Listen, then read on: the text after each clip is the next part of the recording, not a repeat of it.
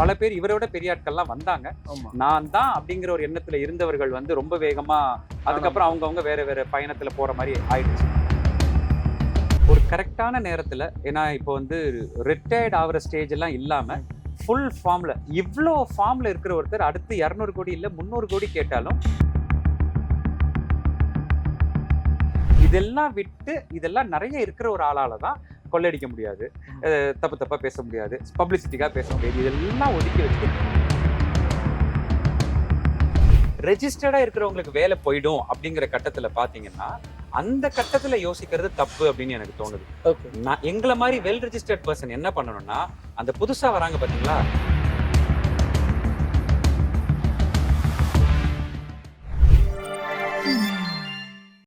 வணக்கம் மக்கள், this is Vijay Pranesh. நீங்கள் பார்த்துட்டு இருக்கிறது டேக் ஒன் தமிழ். இன்னைக்கு என் கூட இருக்கிற ஒரு ஸ்பெஷல் கெஸ்ட் யாருன்னா ஆக்டர் ராஜ்கமல் சார் தான் இருக்காரு. அவர்கிட்ட நிறைய விஷயங்கள் அவரோட கெரியர் பற்றி, அவர் கடந்து வந்த டிராவல் பற்றியும் பேச போகிறோம். கிட்டத்தட்ட 21 வருஷம் எக்ஸ்பீரியன்ஸு, நிறைய விஷயங்கள் பேச வேண்டியது இருக்கு. வாங்க பேசலாம். வணக்கம் சார். வணக்கம் வணக்கம். எப்படிங்க இருக்கீங்க? நல்லா இருக்கு சார். உங்களை மீண்டும் சந்திச்சதுல ரொம்ப ரொம்ப சந்தோஷம். ரொம்ப சந்தோஷம். 21 எக்ஸ்பீரியன்ஸ் அப்படின்னு சொல்லும் போது தான் ஐயோ 21 வருஷமா இருக்கோமா அப்படிங்கறதே ஞாபகத்துக்கு வருது. ஏன்னா நான் இன்னைக்கால வாய்ப்பு தேட வந்த ஆள் மாதிரியே அந்த ஃபீலிங்கோடய தான் நான் இருக்கேன். சார் ரொம்ப ரொம்ப ரொம்ப சந்தோஷங்க சார். இப்போ ஒவ்வொரு டைம் வந்து இந்த தேர்தல் வரும்போதுமே வந்து நடிகர்கள் இப்போ சீரியல் நடிகர்களாக இருக்கட்டும் இல்லை சினிமா நடிகர்களாக இருக்கட்டும் சென்று அவங்களுக்கு பிடிச்ச கட்சிகளோட வந்து பிரச்சாரம் பண்றதுங்கிறது ஒரு நார்மலான விஷயமா தான் இருந்துட்டு இருக்கு பல நேரம். இந்த தடவையும் அது நடக்கிறதுக்கான வாய்ப்புகள் இருக்கு. கண்டிப்பா இருக்கு. ஏன்னா ஒரு நடிகனுக்குள்ளரையும் ஒரு தலைவர் ஒருத்தங்க இருக்காங்க. ஒருத்தருக்குள்ளார கலைஞர் ஐயா இருப்பாங்க, ஒருத்தருக்குள்ளார எம்ஜிஆர் ஐயா இருப்பாங்க, ஒருத்தருக்குள்ளார அம்மா இருப்பாங்க. அவங்களுக்குள்ளார ஒரு கரெக்டான டைம் வரணும் அதை பத்தி பேசுறதுக்கு, அவங்களோட தலைவரை பத்தி பேசணும் அப்படிங்கிற தாட் வந்து எக்ஸ்போஸ் ஆகுற நேரம் வந்து இந்த தேர்தல் நேரம் தான்.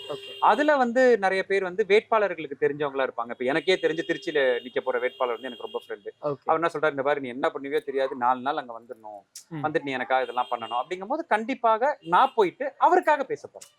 என்னோட கட்சி ரீதியா அந்த கட்சி ரீதியாங்கிறது எனக்கு பிடிக்கும் அந்த கட்சியை, பட் அதை நான் பேர் சொல்ல விரும்பல. அதற்காக நான் பண்ண போறதில்ல. பட் அந்த தனிப்பட்ட மனிதர் இருக்கார்ல, அந்த கேண்டிடேட் இருக்கார்ல, அவரோட நல்லது கெட்டதுகளை பத்தி பேசுறதுக்கு என்னோட ஸ்டைல். ஆனா பல நடிகர்கள் வந்து இந்த பிளான்லயும் இருக்காங்க. அதுக்கான பேச்சுவார்த்தைகளை என்கிட்ட நிறைய விஷயங்கள் போயிட்டு இருக்கு.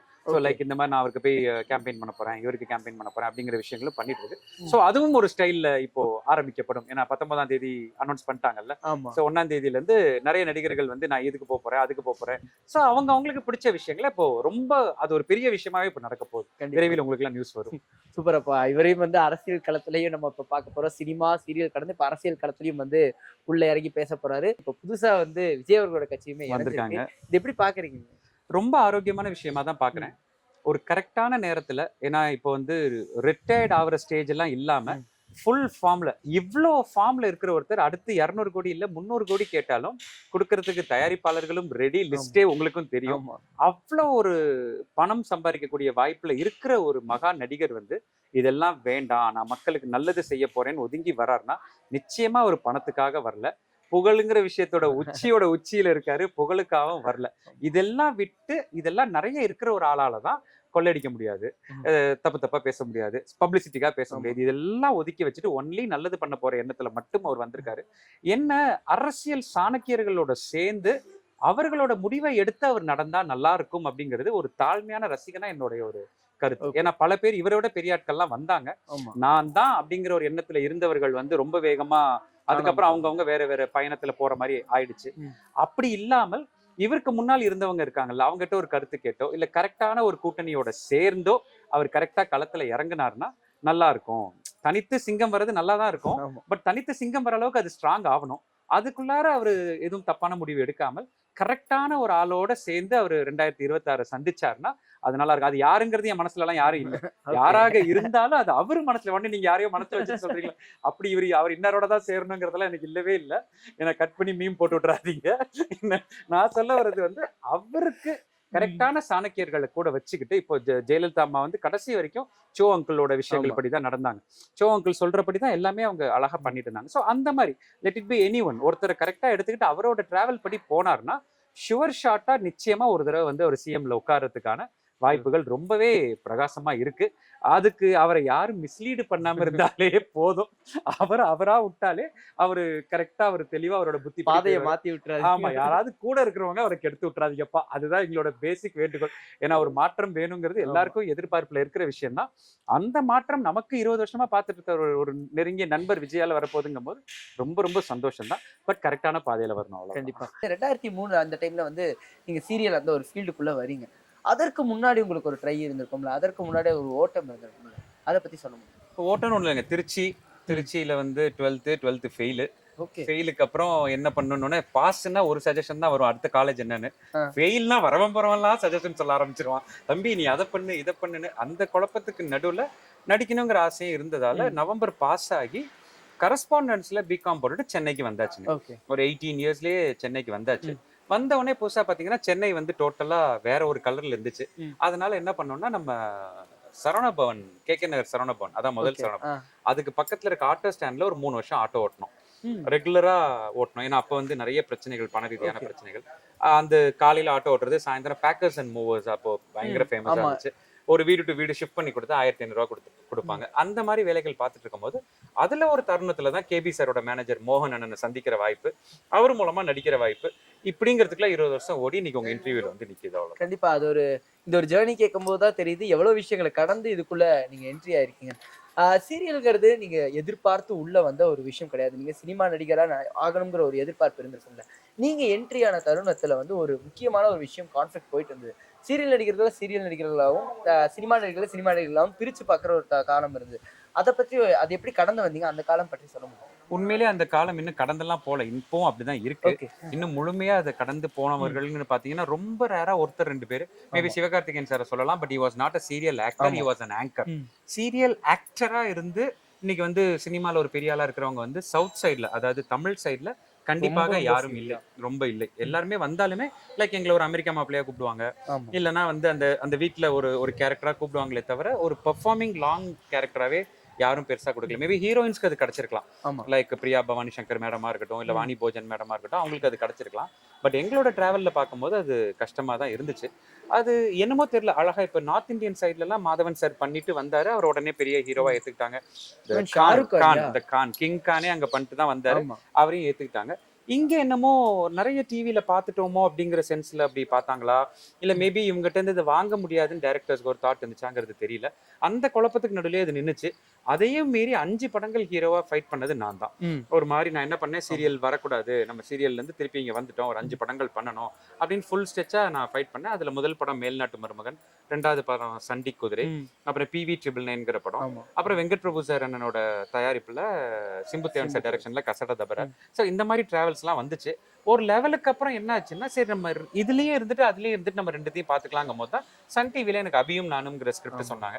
அது வந்து எனக்கு ரொம்ப பிடிச்சிருந்துச்சு. நான் வீட்டுல பண்ணிட்டு இருந்த அதே வேலையை அங்க கேமரா முன்னாடி பண்ணி காசெல்லாம் கொடுப்போம்னாங்க. சரி ஓகே அப்படின்னு சொல்லி சன் டிவி அபியும் நானும் ஒத்துக்கிட்டேன். அவ்வளவுதான். இந்த ஒரு பயணத்துல நீங்க அனலைஸ் பண்ணிருப்பீங்க, சினிமாக்கும் சீரியலுக்கும் இருக்கிற டிஃபரன்ஸ் இதுதான், இந்த ஒரு இதுலதான் இது டிஃபர் ஆகுதுன்னு. அந்த டிஃபரன்ஸ் என்ன நீங்க அனலைஸ் பண்ணிருக்கீங்க? பெரிய நடிப்பு பாயிண்ட் ஆஃப் வியூல பெரிய டிஃபரன்ஸ் ஒன்றும் இல்லைங்க. இதுக்காக ஒரு பயங்கரமான நடிப்பு, இதுக்காக ஒரு பயங்கரமான நடிப்பெல்லாம் கிடையாது. எல்லாமே வந்து சிங்கத்தை ஆட்டி வைக்கிறது பாத்தீங்கன்னா அந்த ஒரு சின்ன குச்சி தான். அவ்வளவு பெரிய ஆணை ஆட்டி வைக்கிறது அந்த அங்குசம் தான். சோ எங்களை பொறுத்த வரைக்கும் அந்த அங்குசம் வந்து எங்களோட இயக்குனர் தான். அவரு வந்து என்ன குதிக்க சொன்னா குதிக்க போறோம். இந்த சீரியல் பாத்தீங்கன்னா ஜீ தமிழுக்கு சந்தியா ராகம் என்னை கூப்பிட்டு பேசணுன்னே நான் அப்ப பயங்கர மாடர்னா ஸ்பைக் எல்லாம் வச்சுட்டு போயிருந்தேன். அப்ப என்ன சொன்னாங்க, சார் இது வந்து நாட்டா மேல 2வது சரத்குமார் சார் மாதிரி ஒரு லுக் அண்ட் ஃபீல் வரணும் அப்படின்னா. நான் கேட்டேன் எவ்வளவுங்க டைம் கொடுப்பீங்க?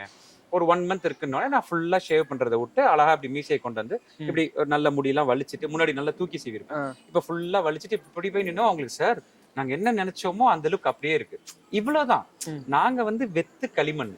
இந்த களிமண்ணை வந்து அழகா வந்து பானை செய்ய போறதோ இல்ல வந்து யானை பொம்மை செய்ய போறதோ அது நிச்சயமா அது இயக்குனர் கையில தான் இருக்கு. முழுக்க முழுக்க இயக்குனரோட சாய்ஸ்ல தான் அது வந்து நிக்குமே தவிர மற்றபடி எங்களோட பாயிண்ட் ஆஃப் வியூல அது ஒரு மாற்றமும் இல்லை. ரீசெண்ட் டைம்ஸ்ல வந்து பாத்தீங்கன்னா இந்த இன்ஸ்டாகிராம் ரீல்ஸ் மூலியமாவோ இல்ல ஒரு திடீர்னு ஒரு பிரபலம் ஆயிடுவாங்க, அது எப்படி ஆகுறாங்க, எந்தோ ஒரு விதத்துல ஆயிட்டாங்க அப்படின்னா அவங்கள டக்குனு வந்து ஒரு படத்துக்குள்ள வந்து போட்டுறாங்க. ஒரு சிலர் வந்து போராடி நிறைய சீரியல்ஸ் பண்ணி தன்னோட நடிப்பை மேம்படுத்தி இருக்கிறவங்களுக்கு பல நாட்கள் வாய்ப்பு கிடைக்கிறது இல்லை. இது என்னைக்காவது யோசிச்சது உண்டா? யார்கிட்டயும் டிஸ்கஸ் பண்ணது? ரொம்ப நல்ல விஷயம் தான் நான் நினைக்கிறேன். இது ஒண்ணு தப்பான விஷயமா எனக்கு தோணல. முன்னாடி வந்து ஒரு 10 வருஷம் முன்னாடி போட்டோ எடுத்துட்டு கம்பெனியா போய் கொடுக்குற ஒரு ஸ்டைல் ஒன்று இருந்துச்சு. ஆமா. தம்பி போட்டோ கொடுங்க அப்படிம்பாங்க. இன்னைக்கு என்ன பண்றாங்கன்னா அசிஸ்டன்ட் டைரக்டர்ஸும் ப்ரொடக்ஷன் எக்ஸிக்யூட்டிவ்ஸும் ஒரு கேரக்டர் முடிவானோடனே ஜஸ்ட் இன்ஸ்டாகிராம பார்த்துக்கிட்டே வராங்க. ஆமா. அப்படி பார்த்துட்டே வரும்போது பரவாயில்லையே, அவங்களுக்கு என்ன தோணுதுன்னா ஒருத்தரை கூட்டிட்டு வந்து அவங்க கேமரால எப்படி இருப்பாங்கன்னு ஒரு டெஸ்ட் எடுக்கிறதுக்கு பதிலாக ம். அவங்களே ஒரு டெஸ்ட் எடுத்து ஒரு வீடியோவே உங்களுக்கு அனுப்பிச்சிடுறாங்க. லைக் ரஜினி சாரோட டைலாக பேசியிருக்காங்க, அதுல ஒரு பாட்டுக்கு ஆடி இருக்காங்க. சோ அவங்களுக்கு என்ன தோணுதுன்னா, அடடா இந்த பையன் நம்ம எதிர்பார்த்த மாதிரி இருக்காரு, ம். நாம ஏன் இவரே கூப்பிடக்கூடாது, நாங்க டக்குன்னு டிஎம் பண்ணி பிடிச்சிடுறாங்க. இது வந்து வளரும் இளைஞர்களுக்கு ரொம்ப ரொம்ப ஒரு நல்ல வாய்ப்பு தான்.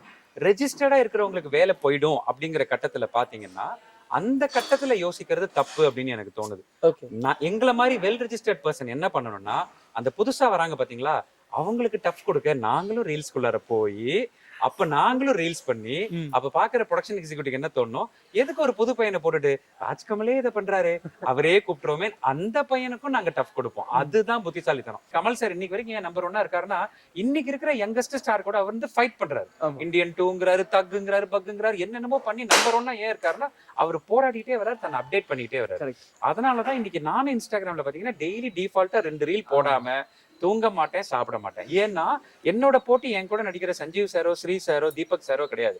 ஒருத்தர் ஊர்ல ரீல்ஸ் பண்ணி கிளம்பி வரப்போறாரு பாத்தீங்களா, அவர் தான் எனக்கு போட்டி.